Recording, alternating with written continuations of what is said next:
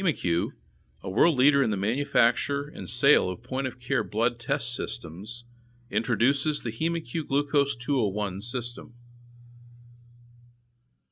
The intended use of the Hemocue Glucose 201 system is for the quantitative determination of glucose in whole blood, supplementing the clinical evidence in the diagnosis and treatment of patients with diabetes, as well as monitoring of neonatal blood glucose levels. The Glucose 201 analyzer uses Hemocue's patented and unique single-test disposable microcuvette and combines it with the convenience and portability of a handheld, pocket-sized analyzer. This instrument provides immediate lab-quality results for healthcare professionals in virtually any healthcare setting. The Glucose 201 test system consists of an analyzer and disposable microcuvettes with reagent in dried form. The microcuvette is used for collecting the sample and as a reaction vessel and measuring cuvette. When the reaction is complete, the glucose result is displayed as a plasma equivalent. Results are linear from 0 to 444 milligrams per deciliter. The cuvette holder, used to move the cuvette in and out of the analyzer, has 3 positions. Number 1, completely withdrawn for cleaning. Number 2, pulled out, loading position. And number 3, completely pushed in for measuring position. First, connect the power adapter to the power inlet and to the main power supply. Next, pull the cuvette holder out into the loading position. Press and hold the on-off button on the front of the analyzer until the display is activated. The words Self-Test and the version of the program should now be seen on the display. The words GLU will then be displayed. The analyzer may also be powered using batteries. Place 4 AA batteries in the battery compartment.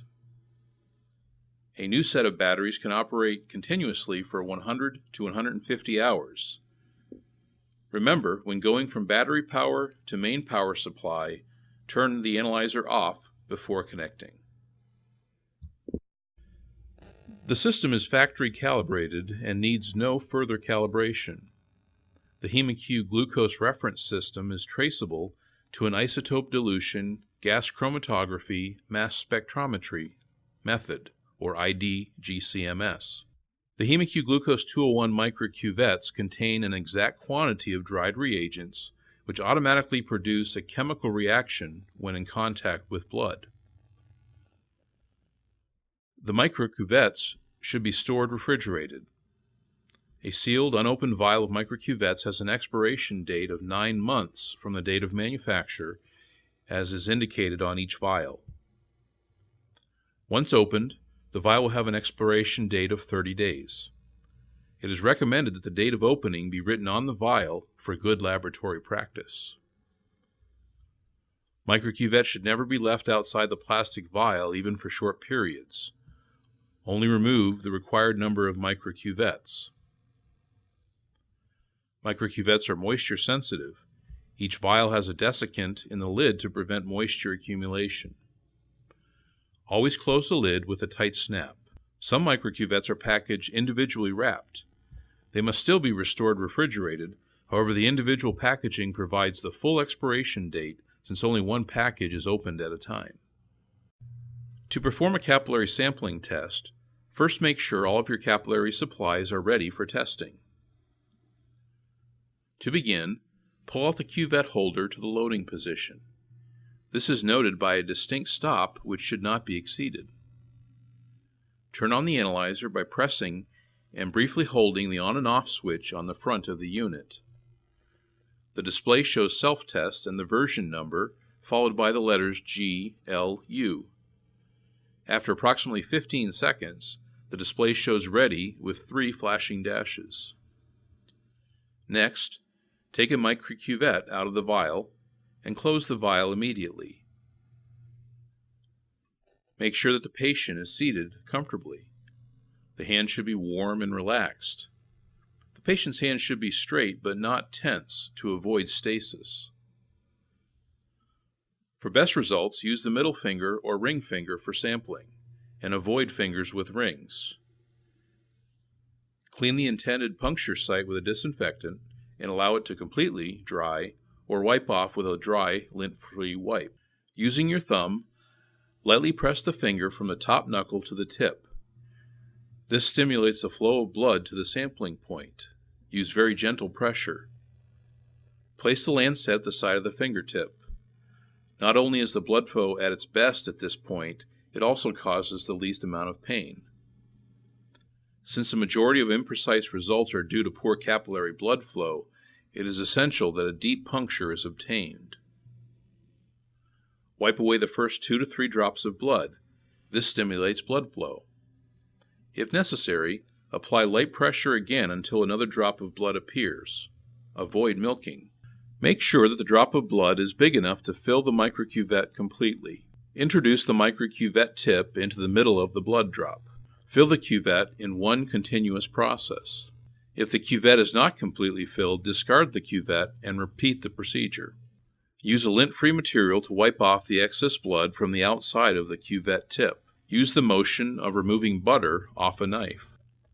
Caution must be taken not to touch the open end of the microcuvette in order to prevent drawing of blood back out of the capillary chamber. The filled microcuvette should be visually inspected for air bubbles. Small air bubbles around the edge do not influence the result. Place the filled microcuvette into the cuvette holder immediately. Note that the shape of the holder matches that of the microcuvette and will not allow backwards or upside down insertion. Gently slide the cuvette holder into the measuring position within 40 seconds of filling the cuvette with the blood sample. If a second sample is to be taken from the same fingerstick, it is important that this should be done after the first sample has been read. Wipe away the remains of the first sample and take a second one from a new drop of blood. After 40 to 240 seconds, the result will be displayed. The result will be displayed as a plasma equivalent value, and it will remain on the display as long as the cuvette holder is in the measuring position. Once the glucose value is obtained and recorded, pull the cuvette holder out and to the loading position and remove the microcuvette. The microcuvette cannot be remeasured. Discard the microcuvette and lancet into a proper biohazard container. In case of severe hypotension or peripheral circulatory failure, glucose measurement from a capillary sample may be misleading. In such circumstances, it is recommended that venous or arterial whole blood be used. Capillary, venous, or arterial whole blood may be used. Appropriate anticoagulants in solid form, such as EDTA, heparin or heparin fluoride, and glycolysis inhibitors such as sodium oxalate, sodium fluoride, and potassium oxalate may be used. Glycolysis is a major concern in all glucose measurements. To minimize the effect of glycolysis, measure the blood sample as soon as possible after taking the sample. Place a drop of blood onto a non-absorbent surface, for example a plastic film, using a pipette or diff safe. Introduce the microcuvette tip into the middle of the drop in a way so that the whole microcuvette is filled in one step. Place the microcuvette into the analyzer as previously shown.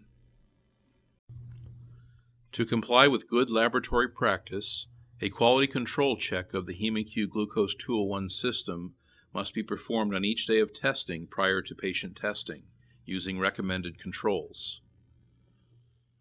Contact Hemocue Inc. for further information on suitable control materials.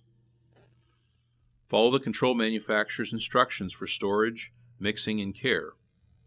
When testing, place a drop of control material onto a non-absorbent surface, for example a plastic film. Introduce the microcuvette tip into the middle of the drop and allow the microcuvette to be filled in one step. Wipe the sides of the microcuvettes as described earlier. Place the filled microcuvette into the cuvette holder and push it into the measuring position within 40 seconds.